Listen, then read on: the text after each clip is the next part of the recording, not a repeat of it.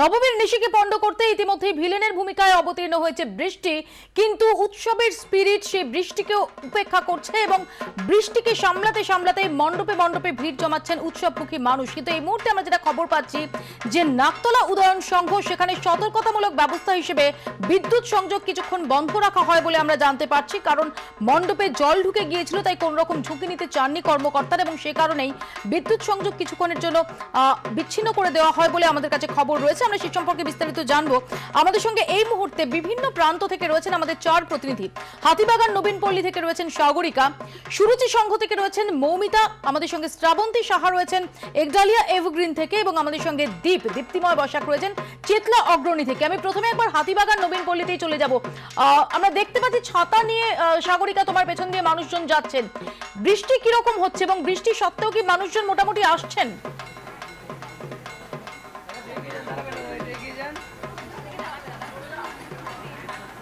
দেখো মৌপিয়াদি, যেরকম আলিপুর আবহাওয়া দপ্তর জানিয়েছিল যে নবমীর দিনে প্রচণ্ড পরিমাণে বৃষ্টি হবে, আর উত্তর কলকাতা আজকে সন্ধ্যে থেকেই বৃষ্টিতে ভেসে যাচ্ছে, প্রচণ্ড পরিমাণে বৃষ্টি হচ্ছে। তবে বৃষ্টি যতই ভিলেন হোক না কেন, মানুষকে কিন্তু সেই বৃষ্টি কিছুতেই পরাস্ত করতে পারছে না। মানুষও কিন্তু বৃষ্টিকে উপেক্ষা করে পথে নেমে পড়েছে, কারণ অদ্যই শেষ রজনী, আজকে শারদোৎসবের শেষ দিন এবং শেষ দিনে মানুষ চাইছে। তোমার ওখানে কি আরতি শুরু হলো? সাগরিকা, ওখানে কি আরতি শুরু হলো?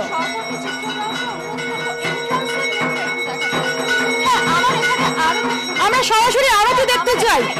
সাগরিকা, আমাদের সরাসরি যদি আরতি দেখাও প্লিজ।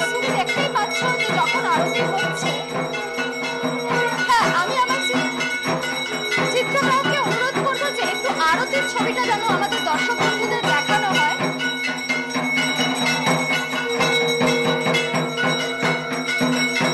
হাতিবাগান নবীনপল্লী একটি অতি প্রাচীন পুজো উত্তর কলকাতা এবং এই সাগরিকা প্লিজ, আমরা আরতি, আমি আসবো তোমার কাছে, আমরা আরতিটা শুধু এখন শুনে নিতে চাইছি, আরতিটা দেখতে চাইছি।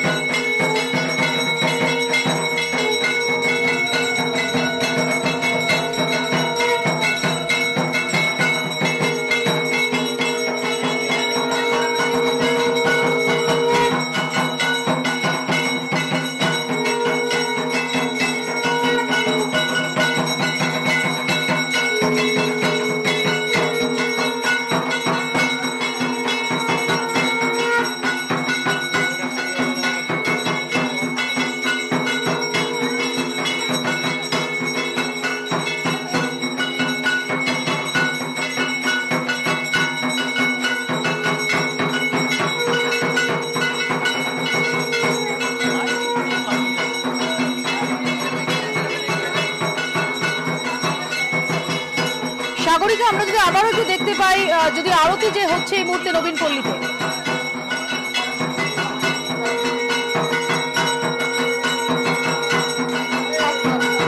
নবীনপল্লীর আরতির ছবিটা আমি দর্শক বন্ধুদের দেখানোর চেষ্টা করবো।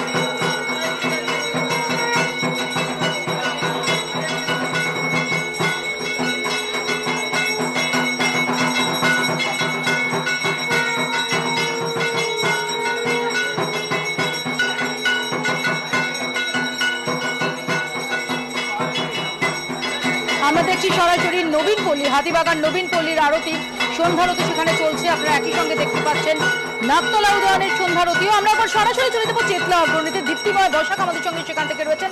সরাসরি চলে যাবো দ্বীপের কাছে। দ্বীপ, ইতিমধ্যে আমরা দেখতে পাচ্ছি যে বৃষ্টি ওখানে তুমুল হয়েছে এবং তুমি নিজেও ভিজে গেছো। মৌপিয়া গত 1 ঘন্টা ধরে কিন্তু এই বৃষ্টি, যে মুষলধারে বৃষ্টি, সেই বৃষ্টিটা কিন্তু চলছে এবং ক্রমশই সেই বৃষ্টিটা বাড়ছে।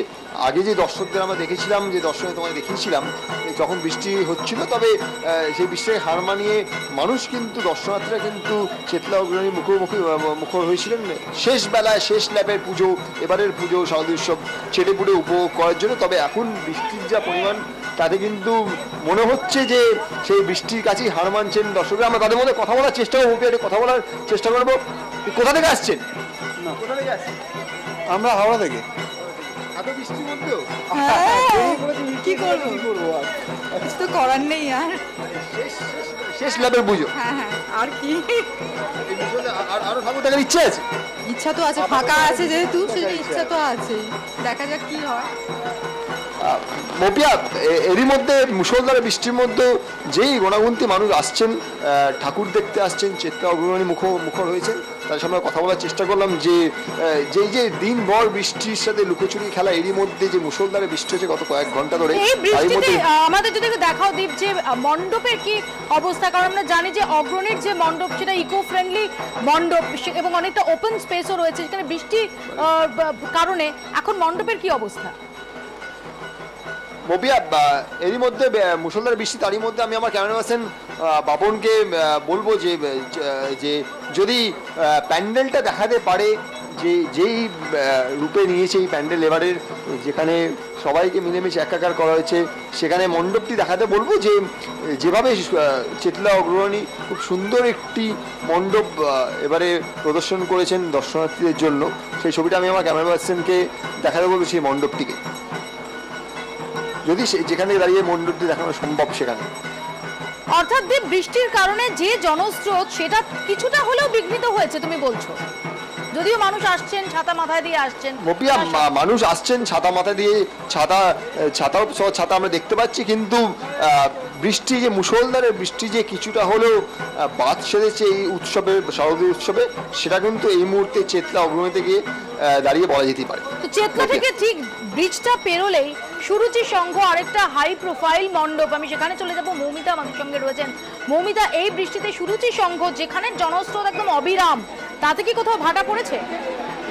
দেখো মৌপিয়া, কিছুক্ষণ আগে পর্যন্ত সুরুচি সংঘের যে ছবি দেখতে পেয়েছো, ঠিক আমি যেখানে দাঁড়িয়ে রয়েছি প্রতিমা, তার উল্টো দিকের যদি ছবি দেখো, এখনো কিন্তু মানুষ আসছেন এবং চেষ্টা করা হচ্ছে, যেহেতু বৃষ্টি হচ্ছে বাইরে মুষলধারে, সেই কারণে কিন্তু চেষ্টা করা হচ্ছে যে অন্তত বৃষ্টির সময় যাতে কোনো রকম ভাবে ক্রাউড ম্যানেজমেন্টটা ঠিক মতো করা যায়, এবং সেই চেষ্টাতেই কিন্তু পুলিশের পক্ষ থেকে চেষ্টা করা হচ্ছে। কিন্তু তারপরেও যে স্পিরিটের কথা তুমি বলছিলে, আমরা যে স্পিরিটের কথা বলছিলাম, বছরভর অপেক্ষা যে পুজোর জন্য, যে উৎসবের জন্য, সেই উৎসবে তো ভাটা পড়লে চলবে না।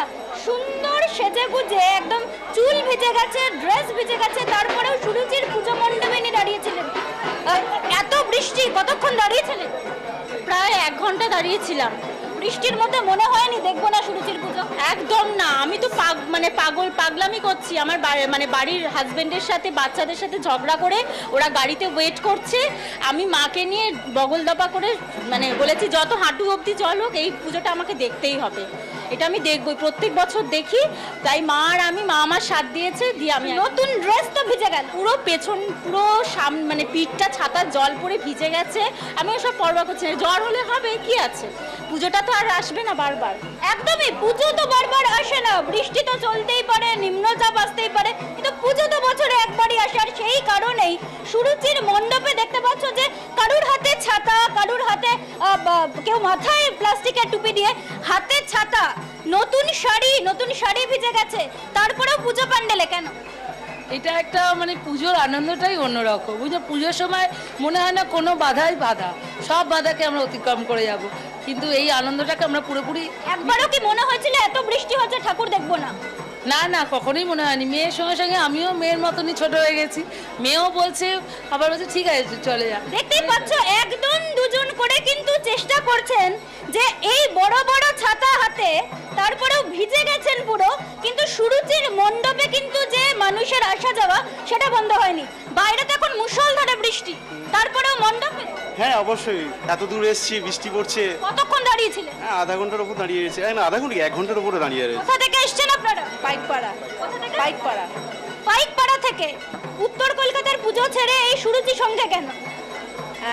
টানে একরকম, ঠাকুরের টানে। আমি আসবো আবারও মৌমিতা তোমার কাছে, একবার একডালিয়া এভারগ্রিনে চলে যাব, কারণ কিছুক্ষণ আগেও আমরা দেখছিলাম যে তুমুল বৃষ্টি হচ্ছে একডালিয়া এভারগ্রিন চত্বরে, এবং সেখানের যে জনজোয়ার তাতে কি বাদ সাধতে পারলো বৃষ্টি? শ্রাবন্তী শাহ আমাদের সঙ্গে রয়েছেন সেখান থেকে। শ্রাবন্তী, দেখো, আরতি, কাঁসর ঘন্টা এসবের শব্দ তো শুনছি, অন্য প্রতিনিধিরা যেখানে রয়েছেন সেখান থেকে সম্ভবত দর্শনার্থীরা আপাতত এটাই বলবেন, তারা প্রার্থনা করবেন যে বৃষ্টি যাতে একটু কমে।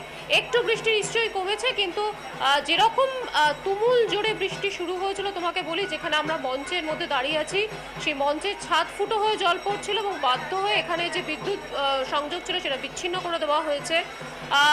আমরা তো ভিজেইছি, বাকিরা যারা আসছিলেন মণ্ডপ অবধি ছাতা খুলেছিলেন, কিন্তু যে জোরে বৃষ্টি হয়েছিল সেই বৃষ্টিটা ছাতায় বাদ মানছিল না। যদি রেনকোট থাকে, একমাত্র যারা বাচ্চা রয়েছে তারা হয়তো রেনকোট পরে এসেছিল, যেহেতু স্বাভাবিকভাবে পুজো ব্যাপারটাই এরকম, নতুন জামা কাপড় পরার সেক্ষেত্রে রেনকোট অনেকেই ক্যারি করেন না, সেক্ষেত্রে কিন্তু সকলেই ভিজে গেছেন বলা যায়।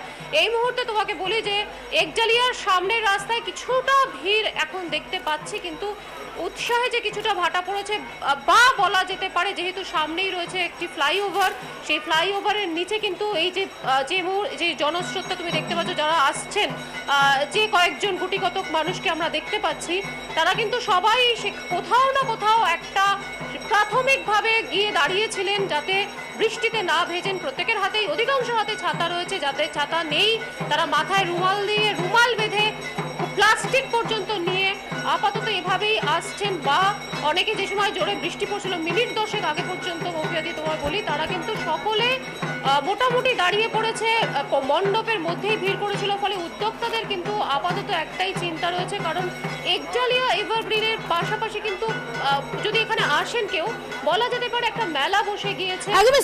কিছুক্ষণ আগে তুমি কথা বলেছিলে সুব্রত মুখোপাধ্যায়ের সঙ্গে, একডালিয়া এভারগ্রিনের কর্ণধার এবং রাজ্যের হেভিওয়েট মন্ত্রী। আরেকবার শুনে নেবো যে তিনি, শ্রাবন্তী শাহ আমাদের প্রতিনিধিকে, কি বলেছেন। নবমী মানে এমনি মন খারাপের দিন, কারণ কালকে কিন্তু দুর্গোৎসব শেষ বলাই যায়, আর সেই মন খারাপ বোধহয় আরেকটু বেশি বেড়েছে, কারণ সারাদিন ধরে বৃষ্টি। আর এই মন খারাপ শুধু একা আমাদের মন খারাপ নয়, কিছুক্ষণ আগে কথা হচ্ছিল অন্যতম উদ্যোক্তা একডালিয়া এভারগ্রিনের সুব্রত মুখার্জি, তিনিও বলছিলেন যে ছোটবেলায় বৃষ্টি পড়লে তার মন খারাপ করতো। এই সন্ধ্যাবেলা একটু আগে থাকতে বৃষ্টি আরম্ভ হওয়াতে ভিড় অনেক পাতলা হয়ে গেছে, বাচ্চারা পর্যন্ত ভিজে ভিজে দেখছে, আবার অনেক মায়েরা দেখছি বাচ্চাদের রেনকোট পরিয়ে দিয়ে যাচ্ছেন। তো এতে ঠিক তো পুজো দেখার মজাটা থাকে না। সুব্রতদা নিজে প্ল্যান করেছিলেন বেশ কিছু জায়গায় যাবেন, সেই জায়গাগুলোতে সেই প্ল্যানটাও একটু হলেও মাটি হচ্ছে। ওই মদিয়ালির ওই সব পাটটা থেকে শুরু করে শিব মন্দির, সমাজসেবী, এই সাউথের এই দিকটা দেখবো। এখনো কেন টানে আপনাকে? এই যে ছোটবেলায় ঠিক ছিল, কিন্তু এই বয়সেও পুজোর ঠাকুর দেখা? দুটো কারণে টানে। একটা হলো তো আমি দুর্গা ঠাকুর দেখতে ভালোবাসি,